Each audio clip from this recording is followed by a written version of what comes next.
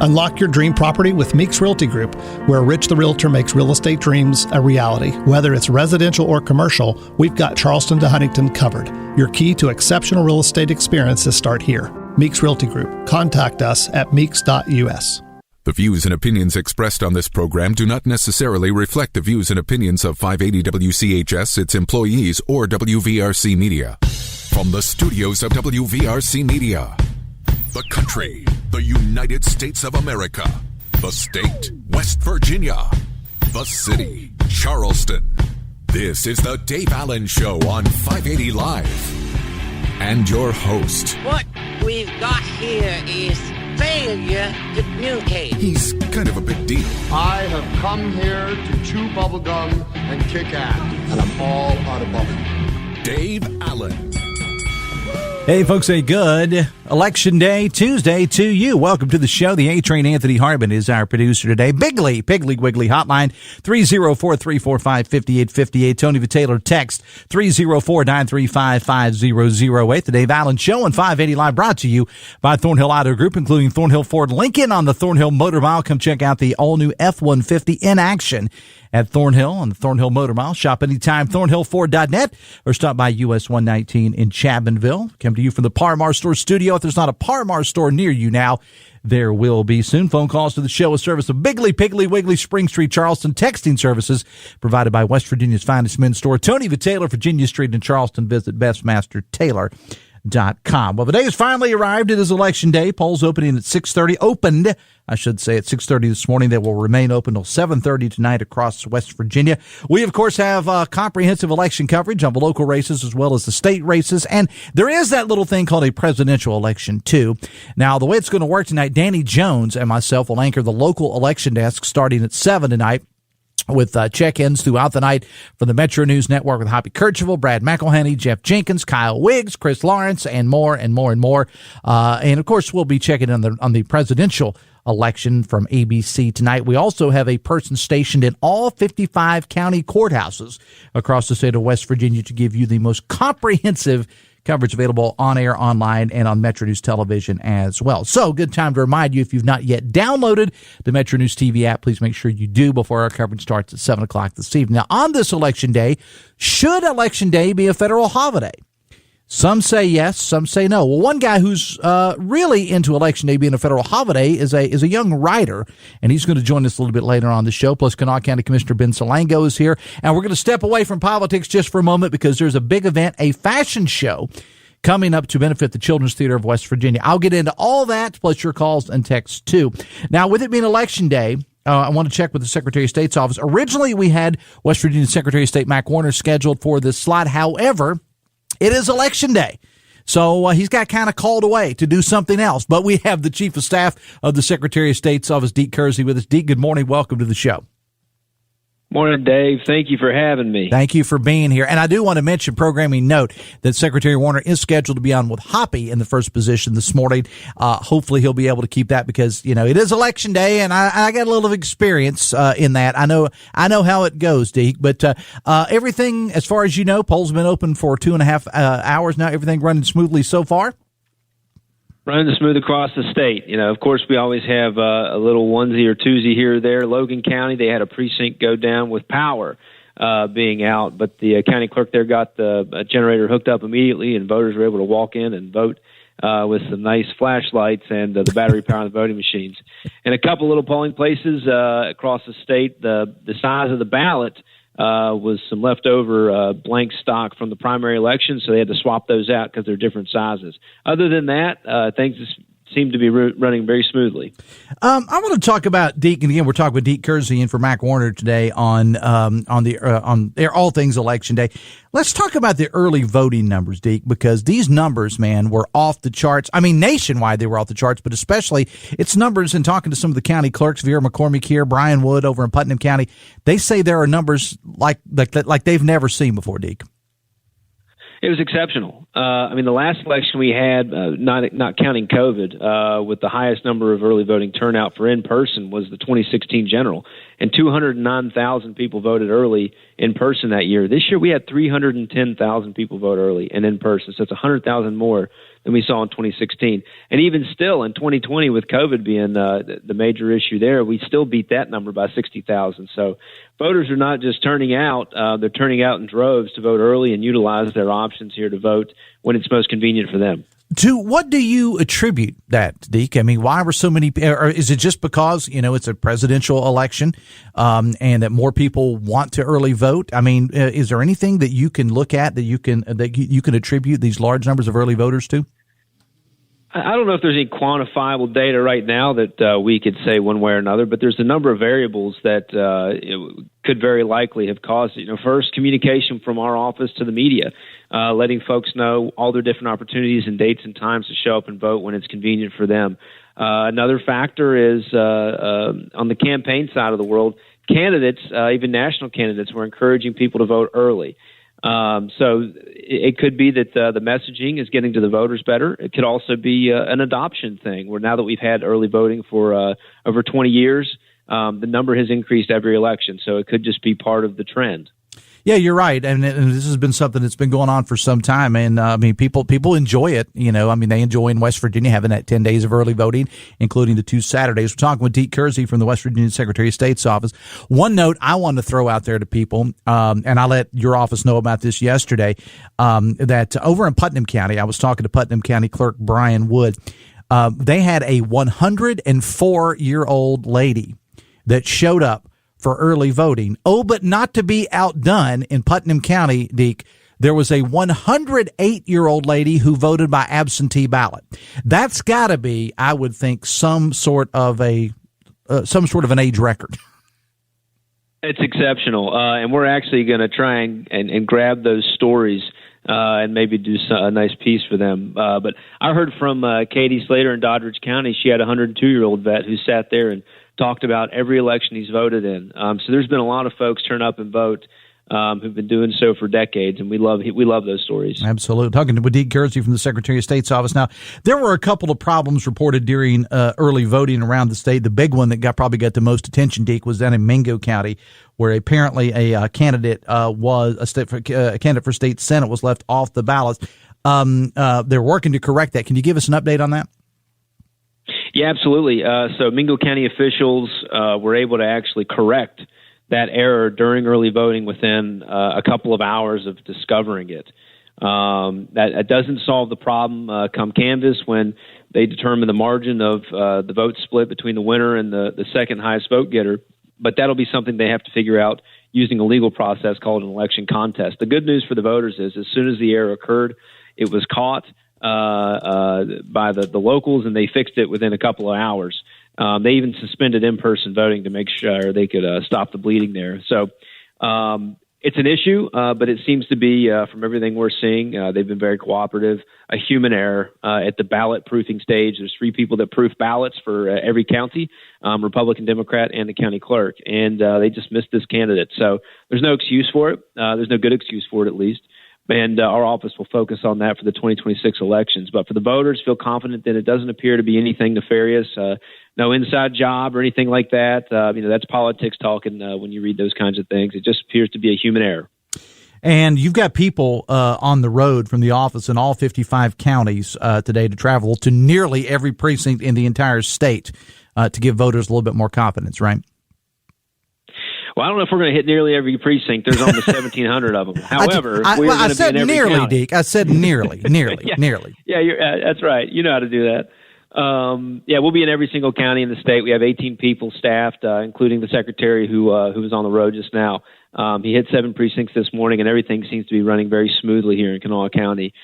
We've also have, for this election, the Fusion Center's Fusion Liaison Officers. Over 400 citizens have signed up to be Fusion Liaison Officers who report intelligence from the field to the Fusion Center. These aren't investigators. These are everyday citizens and folks that work for agencies who are reporting their experience on Election Day, so we can target any kind of immediate response to those locations and have somebody on the ground that had eyeballs on the situation.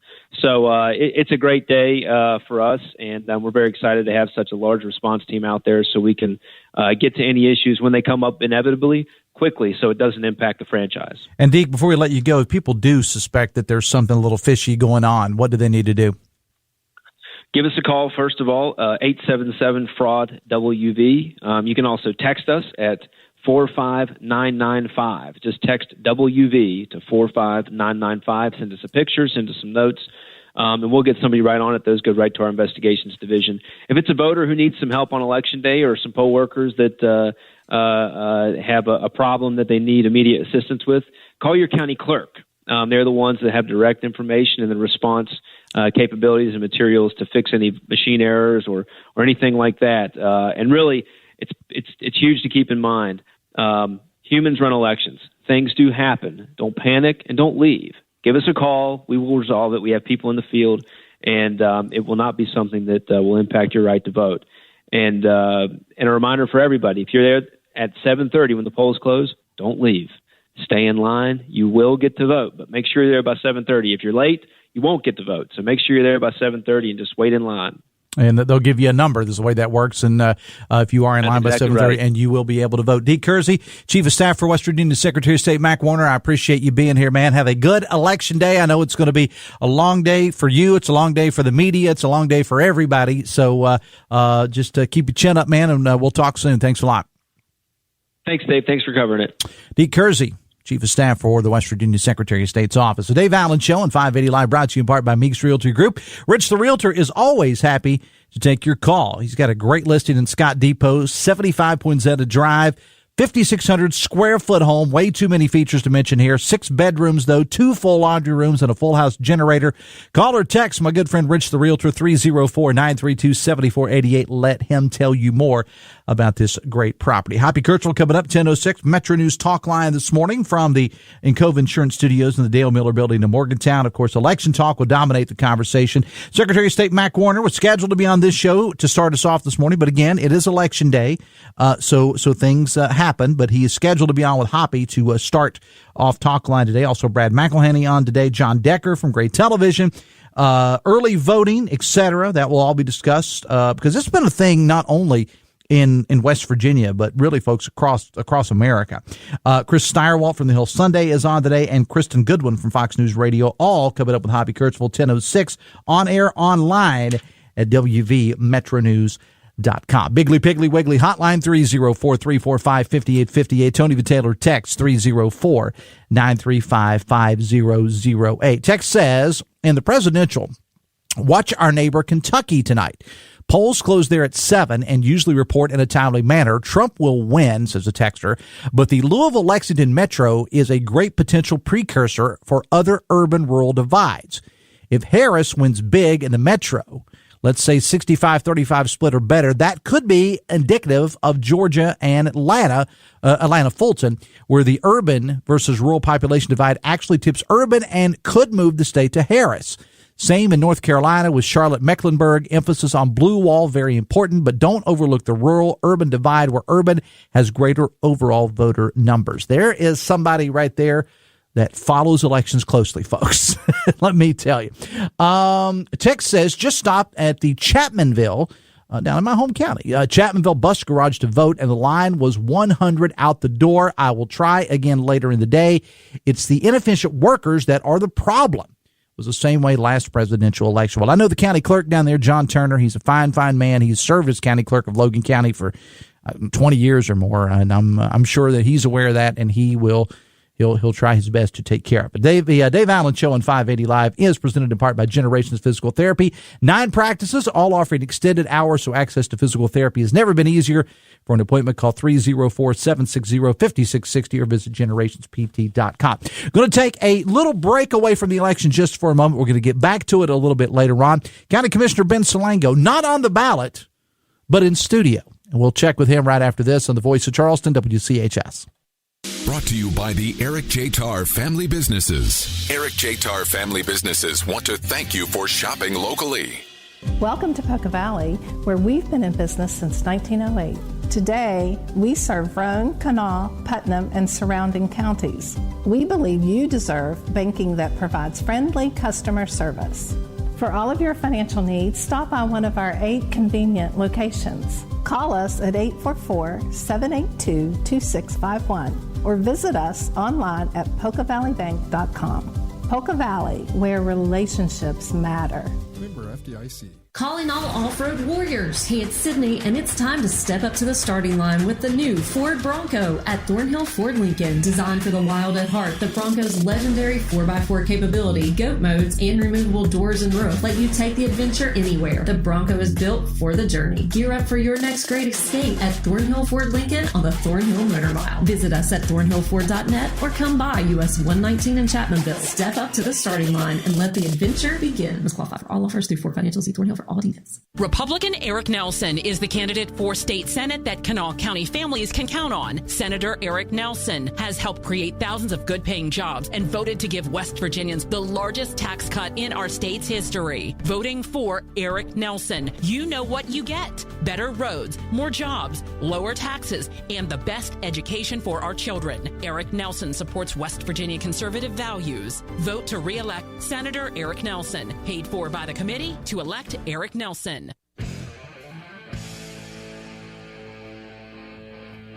It is 9:23 on this election day. The Dave Allen Show, 580 Live, brought to you part by Pinnacle Consultants. Pinnacle offers a 4-phase assessment for your properties: inspection, sampling, and analysis, comprehensive reporting, and management planning. Visit pinnaclecorp.net, because what you don't know can hurt you. Biggly Piggly Wiggly hotline 304-345-5858. Tony Vitaylor text 304-935-5008. One thing I do want to mention about Election Day, County Commissioner Ben Salango is with us. Ben, good morning. How are you? Good morning. I'm great. How are Thanks you? for having me. I love the new studio. Fellow Cowboys fan, will not talk about football. Oh my gosh. Well, the only thing that saved me is that the Mountaineers had a bye week, so both my teams didn't lose in the same weekend. Okay. Which, that makes for a disastrous weekend. Yeah, indeed. I do want to mention this about elections, about Election Day. And I've told this story before, being a former employee of the Secretary of State's office. Number one problem that when we were out in the field that we saw was not overt, if you vote for this person, you're going to hell, or, that kind of person or anything. It was people wearing campaign material. Right. And they just, many times, Commissioner, they didn't think about it.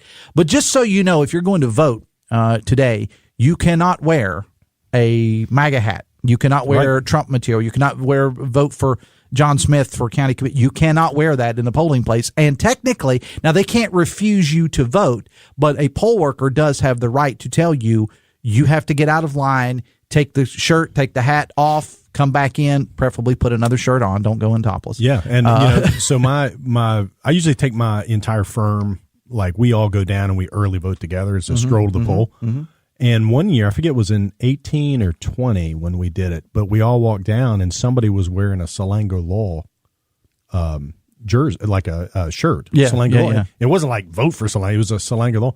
They made him take it off. Yeah. Which I didn't even think about it. We walked in and Vera McCormick's staff caught it and said, nope, go turn it inside out. Or Vera's a bulldog, over. man. You don't get nothing by Vera. No, you don't. No. I kid her every time. I was like, this is, how's your first election going? She's been doing it so long. Well, she does a great job. It's considered electioneering, and I've talked about this on the show before. Mainly, it's not like I'm obsessed with it. It's just that's what I saw when I worked out in the field on Election Day, and most people just didn't think about it. They are passionate about their candidates, and it tended not to be national candidates. Of course, this was before Trump became a national brand, with MAGA and everything like that. But it was usually sheriff, board of education, something like that. So just know, if you're going to the polling place, you cannot have anything on your person that says vote for a particular person or persons. Vote Republican, vote Democrat. You cannot. Just be easy. You just take it easy on yourself. So are you typically an Election Day voter or an early voter? I typically vote early. I've always. I just enjoy that convenience. I just walk down to voters registration and vote. Now, I think back in 2020 during the governor's race in the general, I voted on the day of election because I wanted to go with my family. Because typically I'll go vote, then Tara will vote, and my oldest son back then he had just turned 18, so it was his first time voting. So I wanted to vote with him. But generally, I just do it early. Do you remember the first election that you voted in? I do. Okay. Yeah, absolutely. Was it a presidential election? It was. It was in 1992. And you're so young. I was at WVU and remember voting. And I honestly don't even remember who was on it was a presidential election, but I don't remember that would who have was been on the ballot. That would have been Clinton. Was it Clinton in 92? Yeah, Clinton and Bush. Huh. I remember some of the candidates, and it wasn't Clinton. But and it wasn't also that was the year that Ross Perot was also on the ballot, too. That's right. You look like a Perot voter. I remember Ross Perot. I was actually impressed by him. I remember I loved the accent, the Texas accent.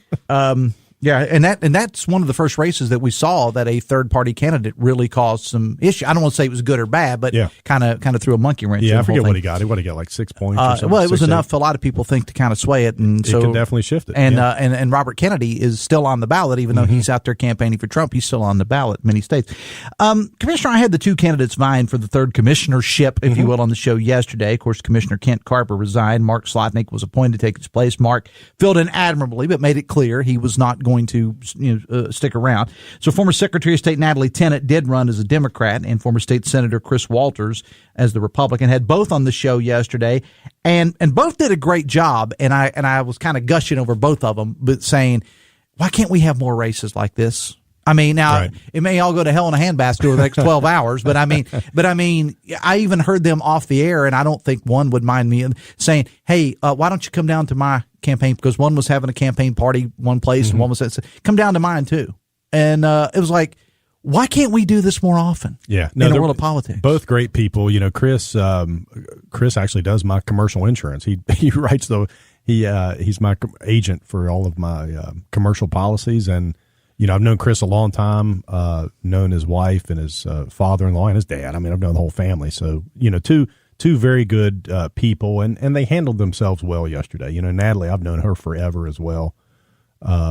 So it'll be an interesting race. You know, Republican turnout in Kanawha County is way up. If you look at the early voting, it's substantially higher on the Republican side than usual. Now, what do you attribute that to? Why do you think the Republicans are voting earlier than? Because I saw one piece of literature that said the Republicans are voting earlier than the Democrats, but the Democrats are asking for more absentee ballots, which, you know, now that's not in West Virginia, that's nationwide. So cue the conspiracy theorists there. But on that, but why do you think the Republicans are choosing to vote earlier? I think two reasons. Number one, Trump's on the ballot. Right. And so that really energizes the Republican Party. Secondly, I think it's now, you know, I think early on people were cautious about early voting, particularly on the Republican side. They didn't necessarily trust it. They want to make sure their vote counted. And so they were lagging behind on early voting. And now if you look at the numbers, Republicans actually, we had about 31,000 early vote, and Republicans outnumbered Dems by about 1,000 votes.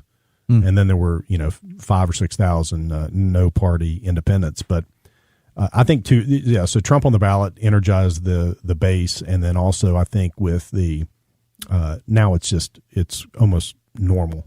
Yeah, to early vote. It's become a thing, as you said, 20 years or so. Yeah, it's that's what Deke and I were talking about. It's just and I can see eventually it'll just become more normalized. I think over the years. Yeah, it has, and the convenience of it. I mean, so even if you live in Elkview but you work downtown, you can just walk down to voters. You know, you can't do that on election day. You have to go to your precinct. Yeah. So I think a lot of people take advantage of that convenience, and you know, honestly, Vera McCormick does a great job, just a great job with that and the way it's handled. And she's always watching to make sure that there are enough machines for early voting in the various early voting places so that nobody stands in line. We upgraded the equipment this year so it goes much more smoothly.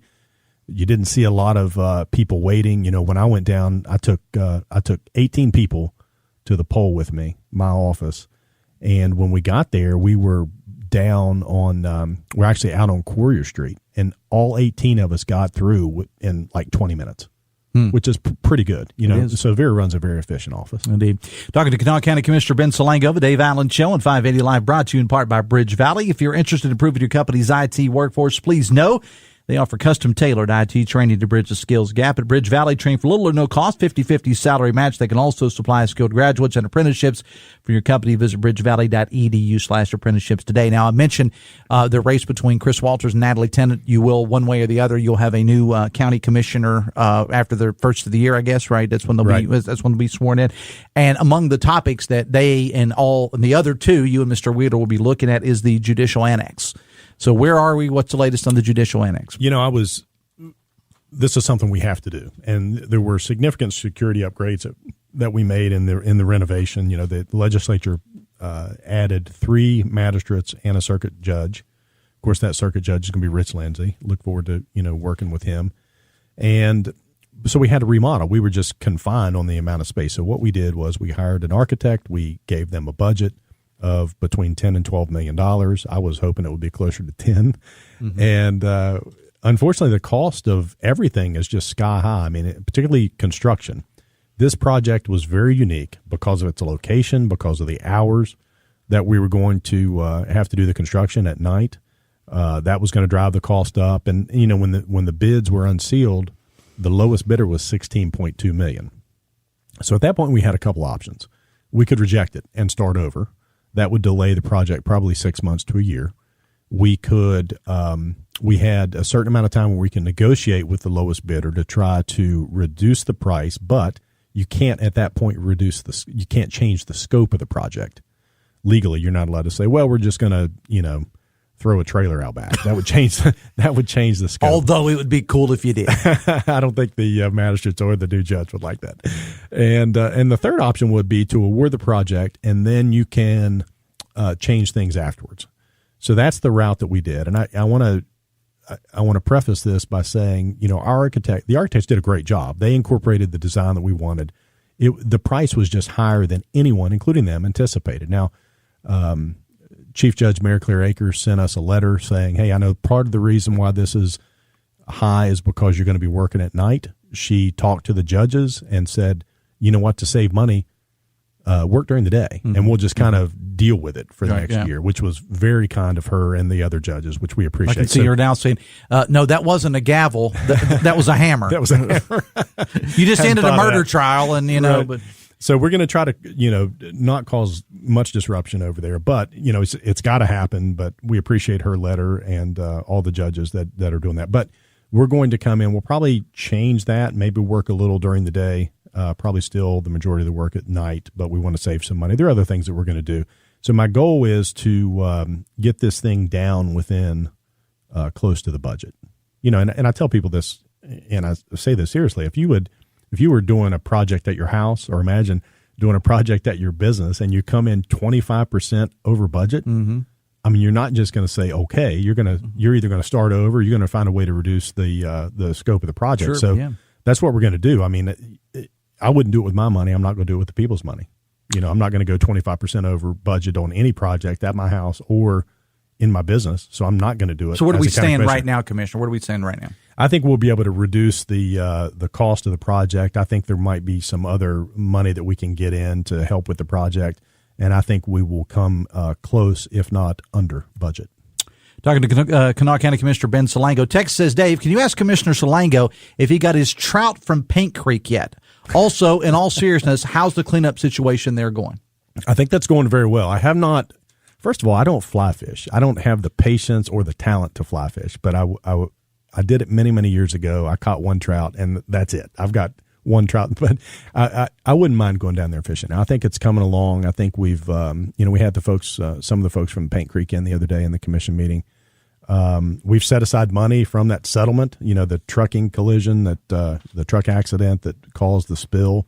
All that money has been earmarked and set aside for that community, and particularly that watershed. So, we've done some things to help in that area, and maybe in the spring I will go down there and fish.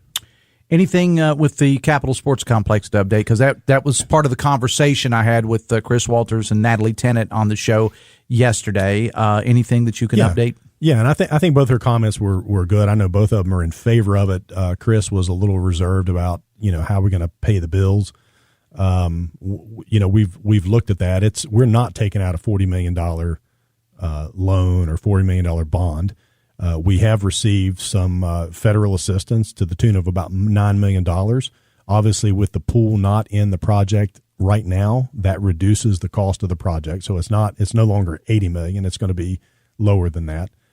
And then we've got some other things that we're doing as far as branding, different funds. It's probably going to have a name, right? It's going to be the so-and-so. I don't want you to reveal it, but is it a fairly likely that it's going to be called the Dave Allen Sports Center or something like that? Dave Allen Enterprises or something like that. I think it's going to be very similar to the Shawnee Sports Complex. We're going to have a name, but then there'll be a corporate brand on it as well. We've had a lot of interest in that.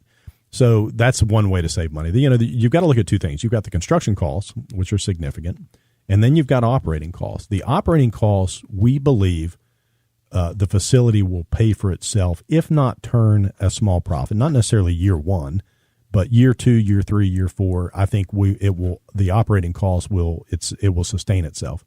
The construction cost is a different matter. I mean, you just got to put that money up. Now, how much we eventually bond will depend upon how much additional federal assistance we get, whether or not we get any state assistance, but it's definitely not going to be $40 million.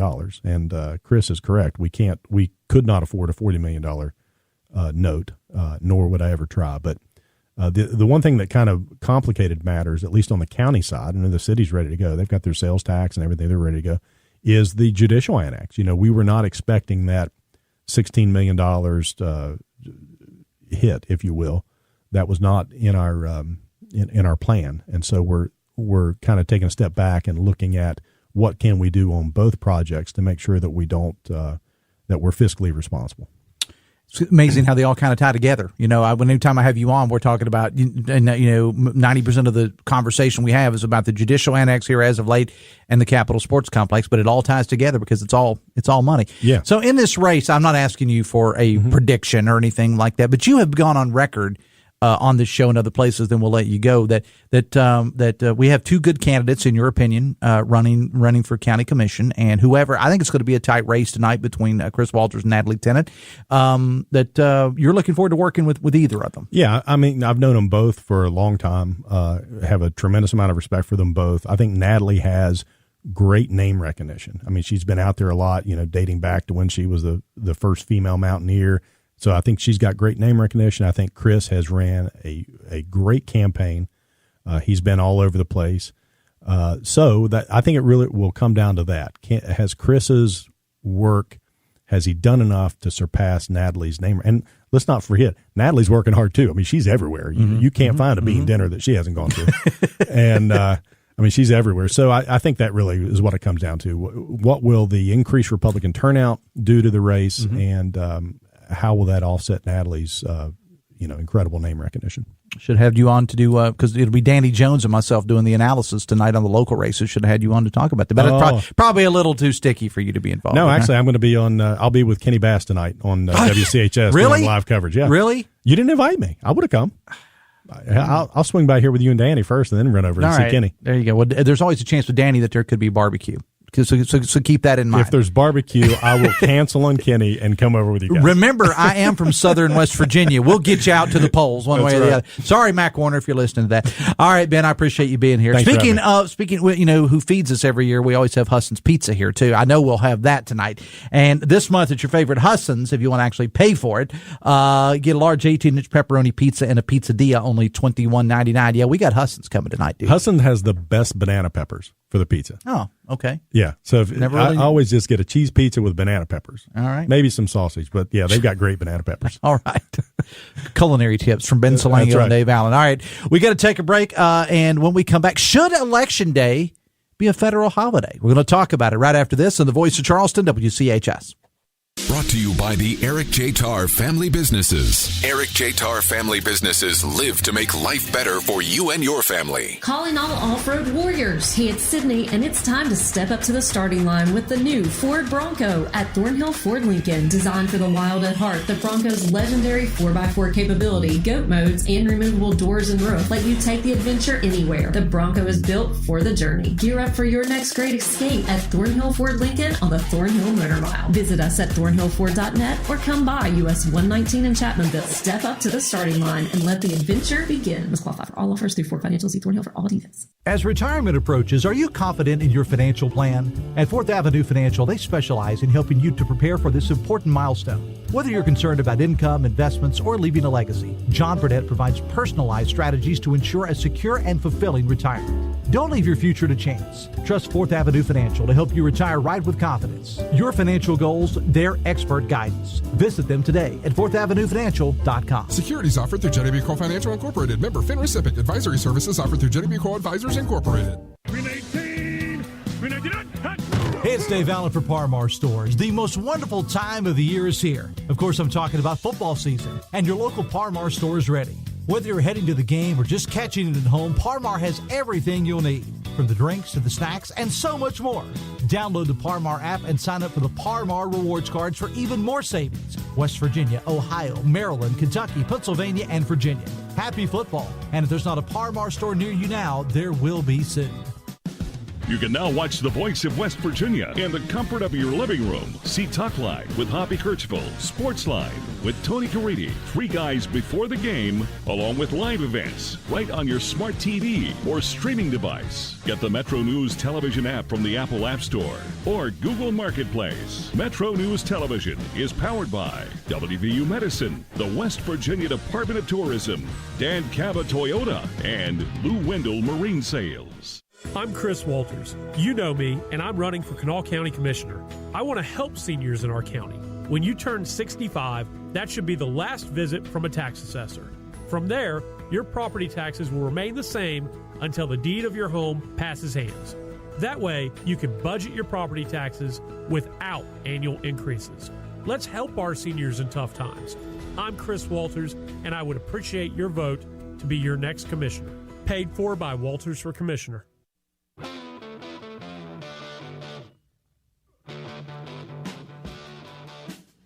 580 Live is brought to you in part by Morgan & Morgan. If you're injured, hire Morgan & Morgan, America's largest injury law firm. Should Election Day, particularly a federal election, be a federal holiday? Some say no, others say yes. One who definitely thinks it should be a federal holiday is a gentleman by the name of Ethan Watson. He's a writer who also studies political science, does several other things in his life. He is part of the Young Voices group, and he joins us right now. Ethan, good morning. Welcome to the show. Thanks so much for having me on. Why should, in your opinion, Election Day be a federal holiday, sir? I think there's a couple of reasons why making Election Day a federal holiday would be a good idea. The first one, which is the one you'll hear guys like Vivek and Elon out there pushing, is that no one has any faith in our elections anymore. Everyone on either side thinks it's rigged. The other side's trying to cheat. And so therefore the system needs to change and move towards an in-person voting model where we reduce the streams by which votes are coming in, reduce the streams of voting coming in by mail or absentee ballots. And that's a really good case because regardless of whether it's warranted or not, the perception is there that our elections are not secure. So that tells me the system needs to change. But I think what these guys are missing is there's a deeper reason why it's good for us to all go in person and vote as much as possible. And that is, it's good for people to engage in displays of public civic virtue, right? We need to go out as a community together and actually engage with our democracy as a reminder to us that this is a really exceptional right. The vast majority of human beings that have ever lived have lived under tyranny and coercion and not consent. And so going out and just like how we build monuments and museums and statues, holidays and events are another way that we commemorate the greatness of our civilization. And that's why I think it would be good for us to have in-person voting become the norm again. Have you found there's a lot of support for this, Ethan? I mean, in talking to different people, I know that you go all over the country. Have you talked to different people about this, and what do they say? Well, you know, most people that I've talked to seem to agree with this idea. Obviously, there's some caveats, right? So, for example, not everyone gets federal holidays off. Not everyone can vote in person in their home state. A lot of college students are out of state, for example, service members overseas. So there obviously has to be exceptions and logistics to work out. But I think the core idea that it's good for people to get back out and engage with our democracy in person is fairly popular, at least among people like myself who tend to be a little bit more conservative in our beliefs. And you also, in talking to you back and forth, we were texting last night, and you're a younger person. Do you find that there's differences between younger and older people in this belief that federal elections should be a national holiday? Does that skew along age lines, in your opinion? Yes, absolutely. Unfortunately, my generation is like very atomized. Something happened to us during COVID where now we value convenience above almost everything else.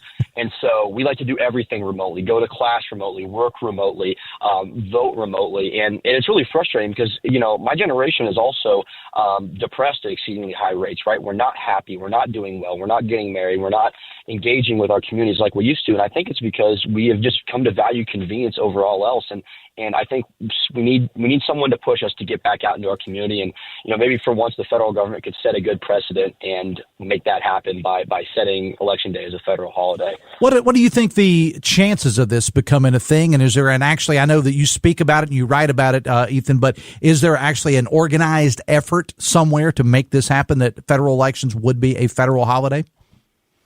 Well, as far as an organized effort goes, I'm not too sure. I might be the organizer here, the lone organizer. I think there's probably a pretty low chance that this happens, at least on the federal level, just because I think people have come to view anything to do with elections as such a partisan issue, right? I mean, something that seems as obvious to you and me as you should present a valid ID when you go to vote has somehow become a controversy, and for reasons that I'm as yet unclear on as to why anyone would want people who couldn't present an ID to vote. So I think it's unlikely, but I really wrote this article just to bring attention to the fact that something does need to change for us to have faith in our elections, and also to remind everyone that, hey, a little bit of civic virtue is a good thing. It's good for us, just like we go out on 4th of July and celebrate how good our country is. Another day to do that is something that I would absolutely be behind. Is there a place where people can read this article that you're referencing, or any of your other stuff? Certainly, yeah. So I've got a couple articles out on Real Clear Politics. I've got one on Free the People. But if you want to connect with me on social media, you can find me on X at ERWatson13. That's where I retweet all my articles. And also on the Young Voices program website, all of my hits are published there as well. All right, Ethan. It's an interesting concept, and it's already elicited a couple of texts, so you'll have to either listen on the app or go back and listen to it when we post the podcast version of this later. I appreciate you being here, man. Thanks a lot. Thank you so much for the opportunity. I really appreciate it. All right, Ethan Watson again on the question is, should elections be a federal holiday? Couple of texts here. Text says, what's the deal with elections as a federal holiday? Who's getting the day off? Are we going to shut down Walmart, grocery stores, and hospitals for the day? Or it will be a holiday for government workers, bankers, lawyers, and other jobs that recognize as federal holidays. 12 days of early voting and 1 day of Election Day is plenty of opportunities to vote, says a texter. Text says, Dave, what difference does it make if it's a holiday or not? Unless you work for the government, most employees do not close for holidays anyway. Texter says that Crouton believes Election Day should be a holiday, but he's just too comfortable on the couch to go vote. And if you're wondering who the heck is Crouton, well, if you listen to my Friday show, we try to get a dog adopted from the Kanawha Charleston Humane Association every year, and Crouton's kind of been our big success that Hannah Gardner and I had. And from time to time, I got to know the Shepherd family that adopted Crouton, and they send me pictures from time to time. So they sent me a picture that you can't see of Crouton enjoying his day off today, lying on the couch. Although, to be honest with the dog, I don't know if tomorrow's going to be any different either. Text says, Dave, West Virginia voters have common sense and will elect President Trump with a 72% margin, says a texter. All right, we're going to take a break. We're going to take a quick break from politics to talk about a big event that's happening here in the Kanawha Valley, Charleston specifically, on Thursday night. We're back after this on the Voice of Charleston, WCHS. Brought to you by the Eric J. Tarr Family Businesses. Eric J. Tarr Family Businesses want to thank you for supporting local small businesses.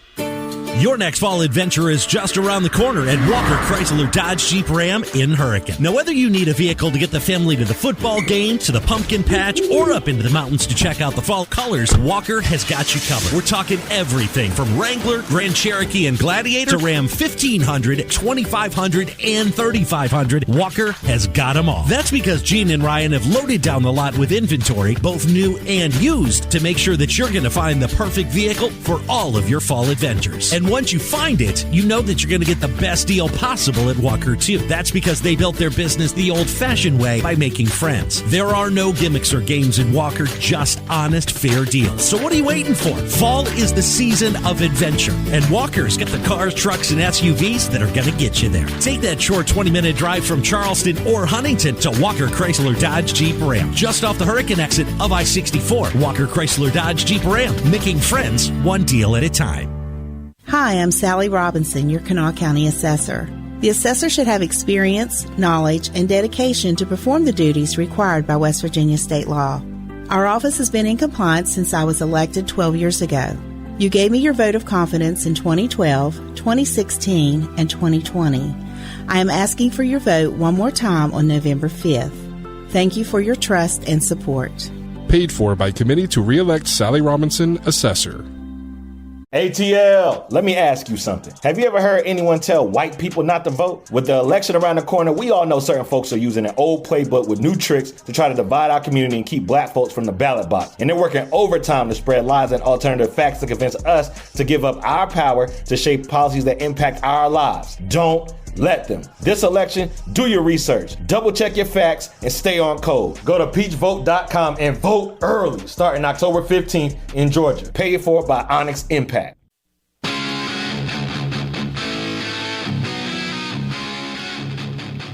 It is 9:52. Welcome back to the show. Special Olympics embodies a true spirit of sportsmanship, not merely about winning medals. It's about being a part of a team, practicing and competing together. The joy and fulfillment derived from these experiences are immeasurable as athletes find the confidence and self-worth through the shared pursuit of victory. West Virginia, enriched in collaboration with Huntington, invites you to witness the transformative power of Special Olympics. See a video highlighting the Special Olympics, facebook.com/580WCHS. Text says, Dave just voted at Precinct 120 in Campbell's Creek. Nicest poll workers ever. Very helpful. UKV strong. 5 Evers boy, says the texter. We're going to talk about a big event that's happening Thursday night. It's kind of a fashion show. How cool is that? In just a moment. But I want to get something. I'm going to throw this out there. It is Election Day across West Virginia. Polls opened 6:30 this morning. They close at 7:30 tonight. We'll have complete coverage locally and via the Metro News Radio Network and ABC News starting tonight at 7:06. Danny Jones and I will handle things on the local level. Hoppy, Brad, Jeff, Chris, Morgan, Kat, Aaron, Dave Wilson, Kyle Wiggs, et cetera, handling all the rest. We have reporters stationed in all 55 courthouses across West Virginia. You can follow us on air and online, WV Metro News and Metro News Television. And let me just say this about the election. This is a Davitorial, by the way. We will elect mayors, commissioners, legislators, and other offices. Of course, as we always do, we all know we're going to have at least one new congressman from West Virginia. We'll have a new U.S. senator, a new governor, secretary of state, state auditor, attorney general. But at the end of the night and over the next couple of days, everyone's going to be watching the presidential race between Harris and Trump. And depending on which side you fall on, one side says if the other side wins, we're doomed as a nation. Let's keep something in mind here. Our forefathers were a heck of a lot smarter than the people running for office of the presidency, and probably smarter than all of us. They put in a system of checks and balances. So no matter who wins the White House, he or she, not even going to accomplish even half of what they said they will do along the campaign trail. In fact, you're more likely to see get nothing done because of gridlock in Washington over the next 4 years.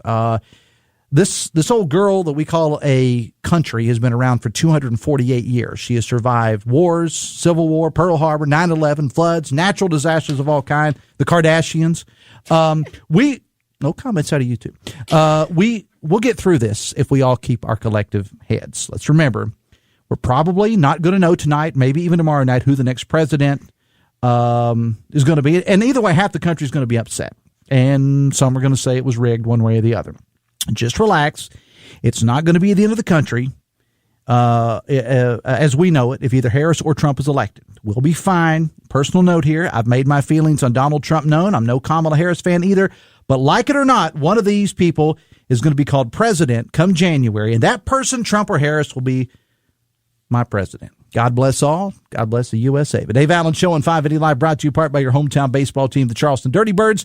The Salango Law Light the Night opening up at Gomart Ballpark Friday night, November 15th. Get your tickets early, dblightthenight.com. All right.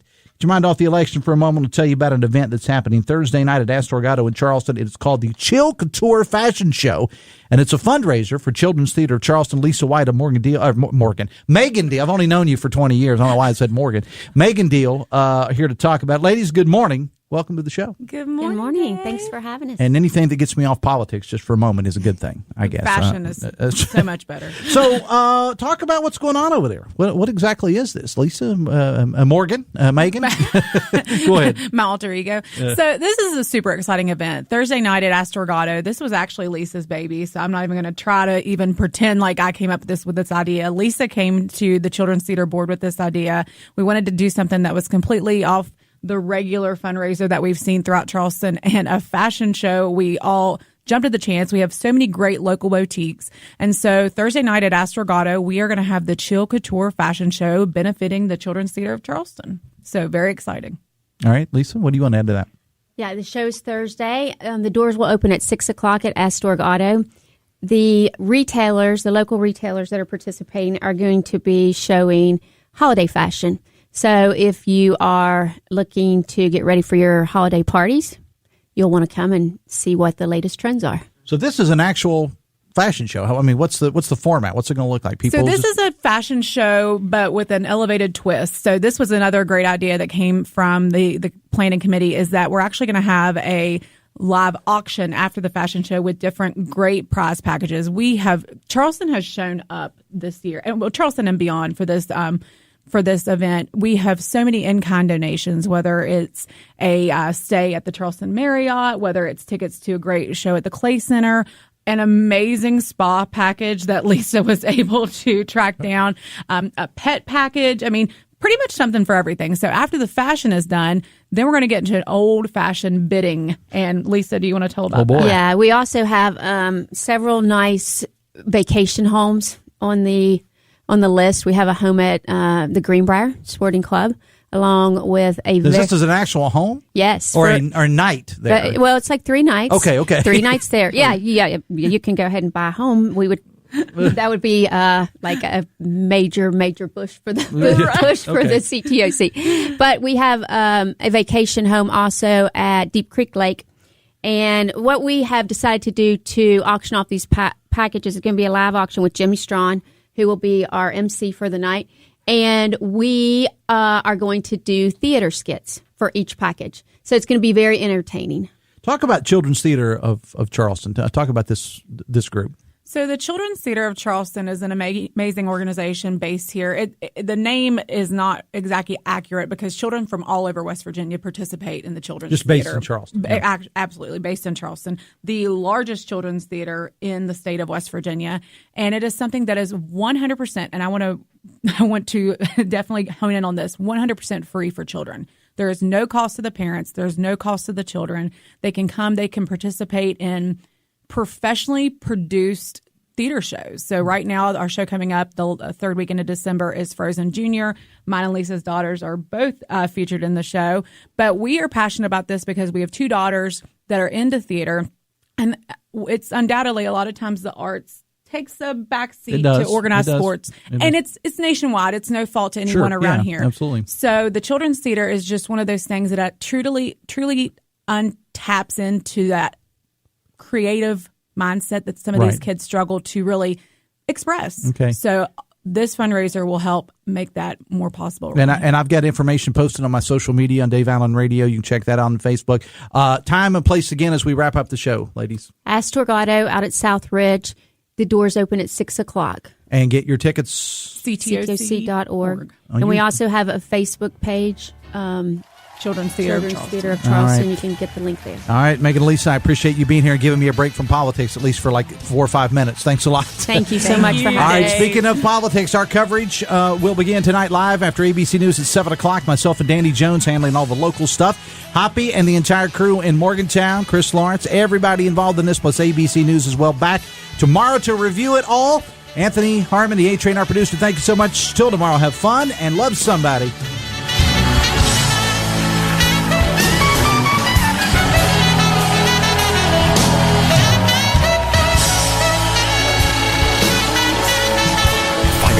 WCHS AM 96.5 FM Charleston and 104.5 Cross Lanes, a WVRC media station. We're proud to live here too.